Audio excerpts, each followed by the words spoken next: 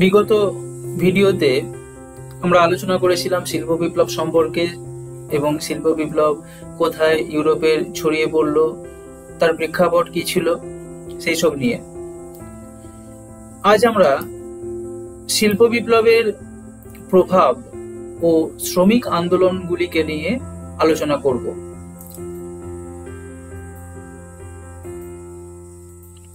আমরা জেনেছি 1760 থেকে 1780 খ্রিস্টাব্দ সময়কালকে রস্ট্র ইংল্যান্ডে শিল্প বিপ্লবের উড়ানকাল বলেছেন।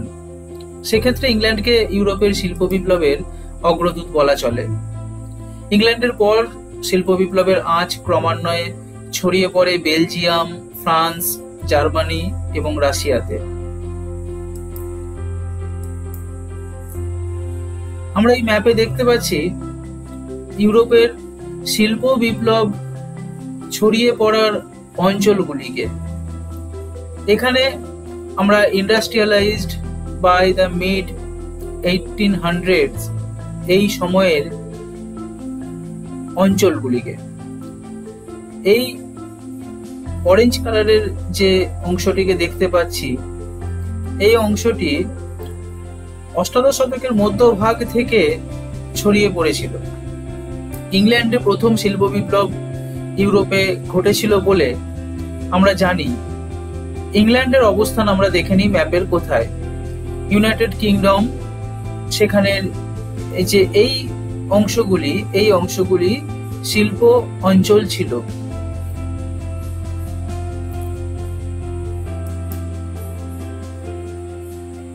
বেলজিয়ামের শিল্প বিপ্লবের একটি চিত্র, এটিও সংগৃহীত একটি চিত্র। ফ্রান্সের এটিও একটি সংগৃহীত চিত্র। এটি রাশিয়ার শিল্প বিপ্লবকালীন একটি ছবি।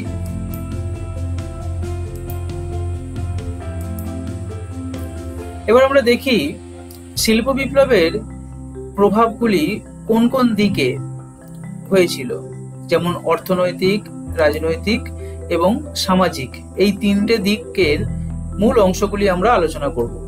প্রথমে আসছি অর্থনৈতিক দিক নিয়ে। অর্থনৈতিকভাবে শিল্প বিপ্লব কি কি দিকে প্রভাবিত করেছিল দেখি। বাণিজ্যের উন্নতি ঘটেছিল। শিল্পজাত মূলধন উদ্বৃত্ত হওয়ার কারণে আবার নতুন করে শিল্প কারখানাগুলিতে এই মূলধনকে বিনিয়োগ করার প্রবণতা দেখা দিয়েছিল। পরের পয়েন্ট, ঔপনিবেশিক প্রতিযোগিতা, তারপর শ্রম বিভাজন। আমরা এগুলি নিয়ে বিস্তারিত আলোচনাতে আসছি। পরের পয়েন্ট, রাজনৈতিকভাবে ঔপনিবেশের বিস্তার, শ্রেণী বিভক্ত সমাজ, সেখানে মালিক এবং শ্রমিক শ্রেণী নামে দুটি শ্রেণীর উদ্ভব হলো। সাম্যবাদী ভাবনার জন্ম, শ্রমিক আন্দোলন। সামাজিকভাবে কিভাবে প্রভাবিত হয়েছিল? পুঁজিপতি শ্রেণীর উদ্ভব, শ্রমিক শ্রেণীর উদ্ভব, শহুরে সংস্কৃতির বিস্তার, গ্রাম্য সংস্কৃতির অবক্ষয়। এই তিনটি দিকে, অর্থনৈতিক, রাজনৈতিক এবং সামাজিক দিকে শিল্প বিপ্লব প্রভাবিত করেছিল। তার এই পয়েন্টগুলি দেখলাম। এবারে বিস্তারিত আলোচনায় আমরা আসব। প্রথম আসছি অর্থনৈতিক আলোচনা নিয়ে। প্রথম, সামন্ততান্ত্রিক অর্থনীতির অবসান ঘটল। কিভাবে না, মধ্যযুগীয় সামন্ততান্ত্রিক অর্থনীতির অবসান ঘটে শিল্প ও বাণিজ্য নির্ভর অর্থনীতি সেখানে জায়গা করে নিল। এতকাল, অর্থাৎ শিল্প বিপ্লবের আগের যে অর্থনৈতিক অবস্থা ছিল তা মূলত সামন্ততান্ত্রিক অর্থনীতি ছিল। এটি এক ধরনের বদ্ধ অর্থনীতি আমরা বলতে পারি। তো এই মধ্যযুগীয় সামন্ততান্ত্রিক অর্থনীতি অবসান ঘটে সেখানে সচল অর্থনীতি, যেমন শিল্প ও বাণিজ্য নির্ভর অর্থনীতি জায়গা করে নিল। মানুষ এই পুরনো অর্থনৈতিক ব্যবস্থা থেকে বেরিয়ে আসতে শুরু করলো তারা বিশ্বে ছড়িয়ে পড়ল। বাণিজ্যের উন্নতি, বিশ্বে ছড়িয়ে পড়ার এই প্রবণতা থেকেই বাণিজ্যের উন্নতি ঘটল। যেমন শিল্পোৎপাদিত অতিরিক্ত পণ্য বিদেশে রপ্তানি বাড়ল। নিজেদের দেশের যে বাজার, সেই বাজারের চাহিদা পূরণ করার পরেও যে অতিরিক্ত পণ্য তা বিদেশে রপ্তানি করার প্রবণতা দেখা দিল। স্বাভাবিকভাবেই বাণিজ্যে উন্নতি ঘটল। শিল্প মূলধন, এতদিন অর্থাৎ শিল্প বিপ্লবের আগের কথাতে আসছে। শিল্প বিপ্লবের আগের যে মূলধনের ধারণা ছিল সেটি বাণিজ্য মূলধনের নাম ছিল। এই বাণিজ্য মূলধন মূলত হতো বাণিজ্য, ব্যবসা বাণিজ্য যেমন চিরাচরিত চলছিল, সেই বাণিজ্য থেকে লব্ধ মুনাফাকে পুনরায় বাণিজ্যে নিয়োগ করার নাম ছিল বাণিজ্য মূলধন। শিল্প মূলধন কি না, এই যে শিল্পোৎপাদিত অতিরিক্ত পণ্য বিদেশে রপ্তানি করে যে মুনাফা অর্জন হলো, বা শিল্পোৎপাদিত পণ্য থেকে যে মুনাফা অর্জন হলো, পুঁজিপতি বণিকরা এই মূলধনকে পুনরায় তারা শিল্পে বিনিয়োগ শুরু করলো। তাহলে উত্তরোত্তর শিল্পের বিকাশ ঘটতে শুরু করলো। তাই এই মূলধনকে শিল্প মূলধন বলা হয়।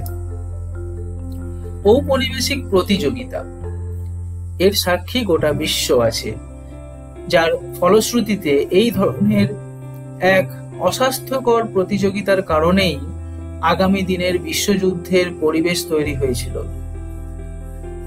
বাণিজ্যের প্রয়োজনে উপনিবেশের প্রসারতার প্রতিযোগিতা শুরু হলো।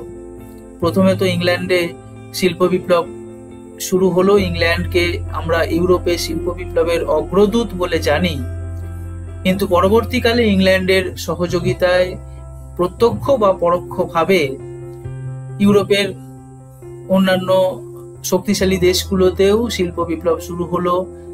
তাহলে শুধু ইংল্যান্ডের উদ্বৃত্ত পণ্য নয়, অন্যান্য দেশগুলি যেমন ফ্রান্স, রাশিয়া, জার্মানির মতন আরো অনেক দেশ, যারা তাদের দেশের শিল্পোৎপাদিত অতিরিক্ত পণ্যকে তারাও দেশের বাজার ছাড়িয়ে বিদেশের বাজারে তাকে ছড়িয়ে দিতে চেয়েছিল। তো এই বাণিজ্যের প্রয়োজনে উপনিবেশের প্রসার ঘটানোর এক প্রতিযোগিতা শুরু হলো। শ্রম বিভাজন, নেক্সট পয়েন্ট, শ্রম বিভাজন। এতদিন, বারবার এতদিন বলছি, অর্থাৎ শিল্প বিপ্লবের আগের অবস্থা। সেই সময়ে যে ঘরোয়া শিল্পগুলি ছিল, সেই ঘরোয়া শিল্পগুলিতে যে যন্ত্র, যে শ্রমিক অর্থাৎ যারা শিল্পী ছিলেন, সমগ্র উৎপাদন ব্যবস্থাতে সেই শিল্পীদের অধিকার ছিল। সমস্ত উৎপাদন বা শিল্পের সাথে শ্রমিক যুক্ত ছিল। কিন্তু শিল্প বিপ্লবের ফলে যে বৃহৎ কারখানাগুলি প্রতিষ্ঠিত হতে শুরু করলো, সেখানে বৃহৎ উৎপাদন ব্যবস্থায় সমগ্র এই যে অংশে আগে শিল্পী শ্রমিকরা যুক্ত ছিল, সেই সমগ্র অংশের বদলে ক্ষুদ্র অংশে শ্রম বিভাজিত হলো। অর্থনৈতিক বৈষম্য তৈরি হলো। নেক্সট পয়েন্ট, অর্থনৈতিক বৈষম্য। এই যে মুনাফাভোগী পুঁজিপতি মালিক শ্রেণী এবং দরিদ্র নিপীড়িত শ্রেণী যারা শ্রমিক ছিল, তাদের মধ্যে অর্থনৈতিক বৈষম্য দৃঢ় হলো। অর্থাৎ যারা পুঁজিপতি মালিক শ্রেণী ছিল বা যারা শিল্পপতি ছিল, তারা তাদের উদ্বৃত্ত মূলধনকে শিল্পে বিনিয়োগ করে উৎপাদন বাড়ানো, নতুন শিল্প কারখানা প্রতিষ্ঠা, সেখানে শ্রমিকদের সামান্য মজুরির মাধ্যমে উৎপাদিত পণ্যের ওপর সমস্ত মুনাফাকে লাভ করা। আর অন্যদিকে এই যে অসহায় শ্রমিক শ্রেণী, যারা সমগ্র উৎপাদন ব্যবস্থার সাথে যুক্ত থাকা সত্ত্বেও সামান্য পারিশ্রমিক নিয়ে তাদের খুশি থাকতে হতো, এই যে দু ধরনের শ্রেণী উদ্ভব, পুঁজিপতি মালিক শ্রেণী এবং দরিদ্র নিপীড়িত শ্রমিক শ্রেণী, এই দুটি বাক্যের মধ্যেই এই সমস্ত অর্থ, বৈষম্যের অর্থ লুকিয়ে আছে। একদিকে ধনী পুঁজিপতি মালিক শ্রেণী, অন্যদিকে নিপীড়িত শোষিত শ্রমিক শ্রেণী, যাদের মধ্যে এই অর্থনৈতিক বৈষম্য আরো কঠোর হলো দিন দিন।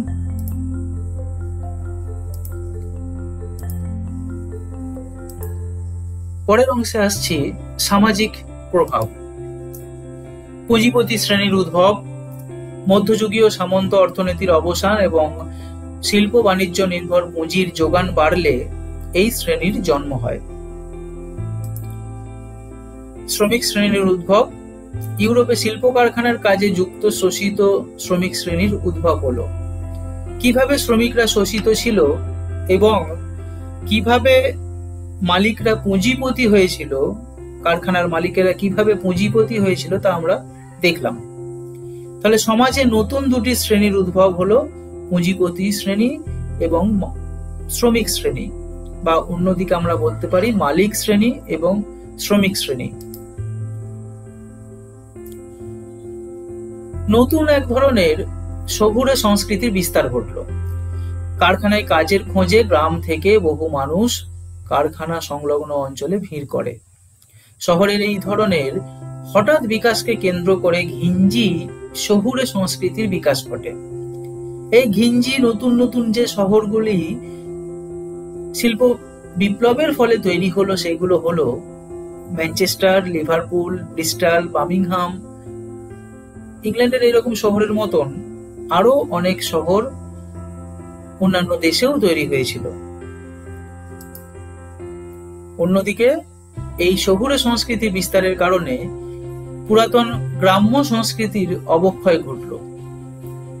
যেমন শহরে এই কারখানাগুলিতে কাজের আশায় গ্রামের অসংখ্য কৃষক গ্রাম ছেড়ে শহরে চলে এলো। তখন গ্রাম জনশূন্য হয়ে পড়ল। মূলত গ্রাম্য সংস্কৃতি তার বৈচিত্র্য হারিয়ে ফেলল। পরের পয়েন্ট, রাজনৈতিকভাবে কিভাবে প্রভাবিত হয়েছিল ইউরোপ। উপনিবেশের বিস্তার। অধিক উৎপাদনকে বাজারজাত করতে ধনী পুঁজিপতি বুর্জোয়া শ্রেণী রাজাকে উপনিবেশিক যে চাপ সৃষ্টি করলো, অর্থাৎ রাজাকে উপনিবেশ নতুন নতুন প্রতিষ্ঠায় চাপ দিতে শুরু করলো। এই নতুন নতুন উপনিবেশগুলি এই শিল্প উৎপাদিত অতিরিক্ত পণ্যগুলো বিক্রির বাজার ছিল। তাহলে বাজারের প্রয়োজনে উপনিবেশ বিস্তারের প্রয়োজনীয়তা দেখা দিল। নেক্সট, শ্রেণী বিভক্ত সমাজ। মালিক ও শ্রমিক শ্রেণী নামে দুটি শ্রেণীর উদ্ভব হলো। প্রথম দল শ্রমের শোষক আর দ্বিতীয় দল শোষিত। এই দুটি দল রাজনৈতিকভাবে প্রভাব বিস্তার করতে সচেষ্ট হলো। যারা এই পুঁজিপতি মালিক শ্রেণী, তাদের হাতে অর্থের যোগান থাকায় তারা এই অর্থকে রাজনৈতিকভাবে প্রভাব বিস্তারের প্রচেষ্টায় নিয়োগ করলো। অন্যদিকে আবার শ্রমিকরা ঘিঞ্জি এলাকায় একত্রিতভাবে থাকার কারণে তাদের মধ্যে আত্মীয়তা সৃষ্টি হলো। শ্রমিকরা ঐক্যবদ্ধ হলো, শ্রমিকরা রাজনৈতিক সংগঠন তৈরি করলো। তারা শ্রমিক সংগঠনগুলির মাধ্যমে তাদের দাবি আদায়ে যে প্রক্রিয়া শুরু করলো, তার মাধ্যমে তারা রাজনৈতিক প্রভাব বিস্তারেরও চেষ্টা করতে শুরু করেছিল। তাহলে একদিকে পুঁজিপতি মালিক শ্রেণীর রাজনৈতিক প্রভাব বিস্তারের চেষ্টা, অন্যদিকে শ্রমিক শ্রেণীরও তাদের অধিকার আদায়ের চেষ্টার যে লড়াই, এই দুই লড়াইয়ের মাঝে রাজনৈতিক একটি সমস্যা তৈরি হলো, যা দীর্ঘকাল ধরে চলেছিল। এখান থেকেই সাম্যবাদী ভাবনার জন্ম। নেক্সট পয়েন্ট, সাম্যবাদী ভাবনার জন্ম। শ্রেণী মুক্ত সমাজের স্বপ্ন থেকেই সাম্যবাদের জন্ম হলো। এই যে শ্রমিকরা, তাদের উপর যে শোষণ, অর্থনৈতিক বৈষম্য, এটাকে মেনে নিতে না পারার কারণে তাদের মনে স্বপ্নের সৃষ্টি হলো এই শ্রেণীমুক্ত সমাজ গড়ে তোলার। এছাড়াও এই সময়ে কিছু দার্শনিক তাদের সমাজতান্ত্রিক ভাবনা নিয়ে হাজির হলেন। সেই সমাজতান্ত্রিক সাম্যবাদী ভাবনায় উদ্বুদ্ধ হয়ে শ্রমিক শ্রেণী স্বপ্ন দেখতে শুরু করেছিল এক শ্রেণীমুক্ত সমাজের। শ্রমিক আন্দোলন। শিল্পোন্নত দেশগুলিতে গণতান্ত্রিক অধিকারের দাবিতে শ্রমিক আন্দোলন শুরু হলো। সেই শ্রমিক আন্দোলনগুলির মধ্যে দেখে নিই কি কি আন্দোলনগুলি ছিল। ইংল্যান্ডের একটি আন্দোলনের কথা বলা যেতে পারে, চার্টিস্ট আন্দোলন।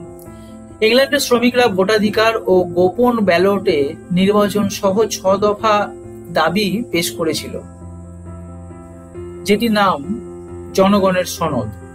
1838 খ্রিস্টাব্দে যে আন্দোলন শুরু হয়েছিল তা চার্টিস্ট আন্দোলন নামে পরিচিত। চার্ট বা সনদ, সেখান থেকে এই চার্টিস্ট নামের জন্ম।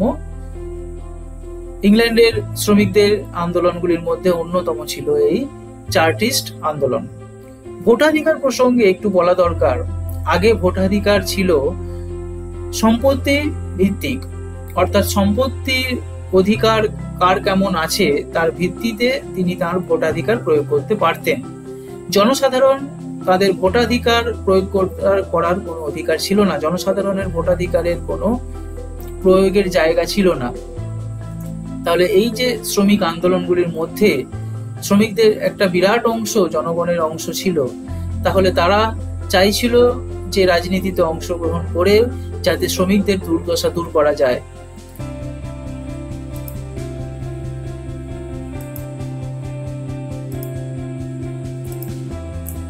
লুডাইট দাঙ্গা। ইংল্যান্ডের শ্রমিকরা কারখানার মেশিনগুলোকে তাদের শত্রু মনে করত। নেড লুড নামে শ্রমিক নেতার নেতৃত্বে মেশিন ভাঙার আন্দোলন শুরু হয়। 1811 থেকে 17 খ্রিস্টাব্দ পর্যন্ত চলা এই আন্দোলন লুডাইট দাঙ্গা নামে পরিচিত। অর্থাৎ কারখানার যন্ত্রাংশ ভেঙে ফেলে তার জায়গায় তাদের সেই পুরাতন চিরাচরিত শিল্প ব্যবস্থাকে ফিরিয়ে আনার যে চেষ্টা ছিল, নেড লুড নামে শ্রমিক নেতার নেতৃত্বে হয়েছিল বলেই তা লুডাইট দাঙ্গা নামে পরিচিত, যা মূলত ছিল মেশিন ভাঙার আন্দোলন। আমরা দেখতে পাচ্ছি এই ছবিগুলোতে কিভাবে মেশিন ভাঙার কাজ বা কারখানাগুলিতে আক্রমণ হয়ে কিভাবে মেশিনগুলোকে ক্ষতিগ্রস্ত করার কাজ চলছে। আসছি কিছু আগেকার আইন এবং সেটিকে কেন্দ্র করে তার পরিবর্তনকে কেন্দ্র করে কিভাবে একটি ঘটনা, হেবিয়াস কর্পাস। 1679 খ্রিস্টাব্দে রাজা দ্বিতীয় চার্লসের আমলে প্রচলিত এক শ্রমিক বিরোধী আইন হলো হেবিয়াস কর্পাস। এটিকে কেন্দ্র করে কিভাবে পিটারলু হত্যাকাণ্ড নামে একটি কুখ্যাত ঘটনা জন্ম হলো দেখে নিই। 1819 সালের 16 আগস্ট হেবিয়াস কর্পাস এই আইনের বিরোধিতায় প্রায় 60,000 শ্রমিক ম্যানচেস্টারের সেন্ট পিটারের ময়দানে জমায়েত হলে পুলিশ গুলি চালায়, প্রায় 18 জন মারা যান। এখানে আমরা একটি ছবিতে এই পিটারলু হত্যাকাণ্ড আমরা দেখতে পাচ্ছি।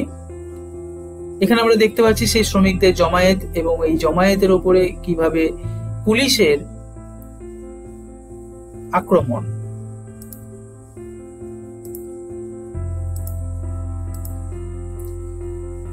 পরের দেশের কথায় আসি, ফ্রান্স।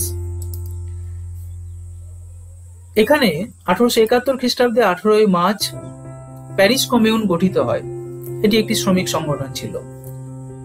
প্যারিস কমিউন নামে এই শ্রমিক সংগঠনের প্রতি সাধারণ মানুষ, জ্যাকোবিন, জিরোন্ডিনদের সমর্থন ছিল। সে কারণে এই শ্রমিক আন্দোলন তাদের অধিকার আদায়ের জন্য মরিয়া হয়ে ওঠে এবং এই আন্দোলন হিংসাত্মক হয়ে পড়ে। আন্দোলন হিংসাত্মক হয়ে পড়লে 1871 সালের 22 থেকে 29 মে পর্যন্ত এই 7 দিন সেনাবাহিনী পৈশাচিক হত্যাকাণ্ড চালায়। এই ঘটনা রক্তাক্ত মে সপ্তাহ নামে পরিচিত।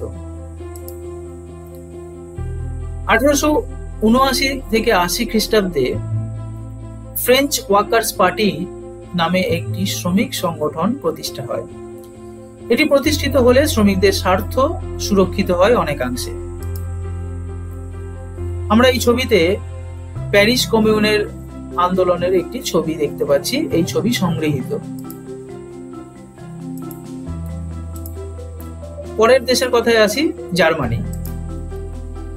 জার্মানির শ্রমিক সংগঠনগুলির মধ্যে অন্যতম ছিল 1863 সালে ফার্দিনান্দ লাসালের নেতৃত্বে প্রতিষ্ঠিত ওয়ার্কিং মেন্স অ্যাসোসিয়েশন। এটি প্রথম জার্মানির শ্রমিক সংগঠন। 1875 সালে জার্মান সোশ্যাল ডেমোক্রেটিক পার্টি গঠিত হয়। এই শ্রমিক আন্দোলনগুলির পরিপ্রেক্ষিতে 1883 খ্রিস্টাব্দে শ্রমিকদের স্বাস্থ্য বীমা চালু হয়। 1887 খ্রিস্টাব্দে নারী ও শিশু শ্রমিকদের নিয়োগে নিষেধাজ্ঞা জারি হয়। 1889 খ্রিস্টাব্দে শ্রমিকদের বার্ধক্য বীমা চালু হয়।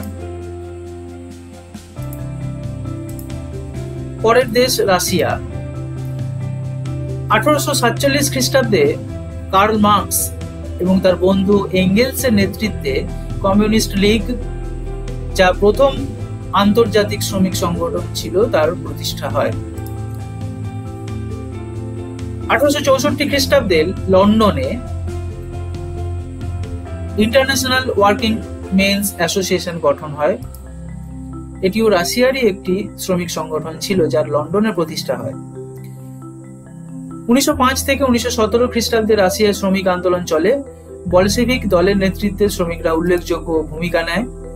আমরা এই ছবিতে বলশেভিক দলের নেতৃত্বে আন্দোলনগুলি একটি ছবি আমরা দেখতে পাচ্ছি, সেখানে জমায়েত কিভাবে রাশিয়াকে পরবর্তীকালে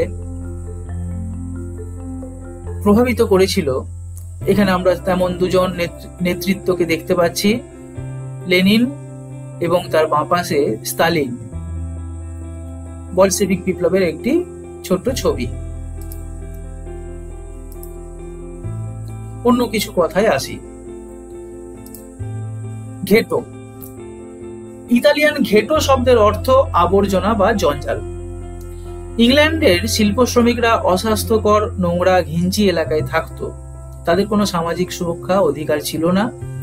তারা জঞ্জালের মতো অবহেলিত ছিল। তাই শ্রমিকদের এই বাসস্থান ঘেটো নামে পরিচিত ছিল।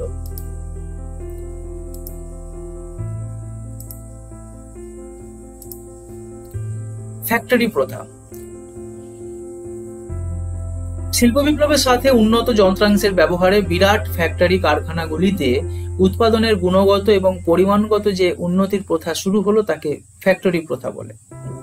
ফ্যাক্টরি প্রথা বা শিল্প বিপ্লবের আগে ঘরোয়া যে কুটির শিল্পগুলি ছিল, তার যে উৎপাদন, অল্প উৎপাদন হলেও সেই সমগ্র উৎপাদনের ওপর সেই শিল্পী বা সেই শ্রমিকের অধিকার ছিল। কিন্তু ফ্যাক্টরি প্রথাতে যে বিরাট ফ্যাক্টরিগুলোর বিরাট উৎপাদন, তার উপর শ্রমিকদের কোনো অধিকার ছিল না। তারা বিনিময়ে সামান্য মজুরি বা পারিশ্রমিক পেত। শিল্প বিপ্লবকালে ইউরোপের শ্রমিক আন্দোলনের নেতৃত্ব কারা কারা দিয়েছিলেন একটু এক নজরে দেখে নেওয়া যাক। ইংল্যান্ডের ক্ষেত্রে William Lovett, Francis Place, Robert Owen, Harney, O'Connor, O'Brien, Ernest Jones, Ned Ludd প্রমুখ। জার্মানির ক্ষেত্রে বেবেল, লাসাল, লাইবনেক্ট প্রমুখ। ধন্যবাদ। আমরা পরের ভিডিওতে ইউরোপের যে নতুন এক চিন্তাধারা, সাম্যবাদী সমাজতান্ত্রিক চিন্তাধারা, সেগুলো নিয়ে আলোচনা করব। আজকের মতন এইটুকুই। Thank you.